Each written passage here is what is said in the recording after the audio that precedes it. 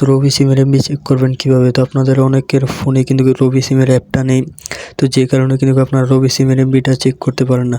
তো আজকে দেখাবো আপনারা ফোন ডায়াল অপশনের মাধ্যমে কীভাবে রবি সিমের এমবি চেক করতে পারেন। তো ফার্স্টে আপনারা ফোন ডায়াল অপশনে চলে আসবেন, এখানে সার্চ করবে, এখানে আপনারা লিখবেন *8, তারপরে সে 344, 3টা 4 তুলবেন, তারপরে স্টার, তারপরে সে 88, তারপরে হ্যাশ, তারপরে আপনাদের রবি সিমটা সিলেক্ট করে দিবেন। তাহলে এই যে দেখেন, এই যে আমাদের উপরে কিন্তু রবি সিমের এই যে দেখেন এখানে কিন্তু ব্যালেন্সটা শো করতেছে, আমাদের কিন্তু জিরো দেখাচ্ছে।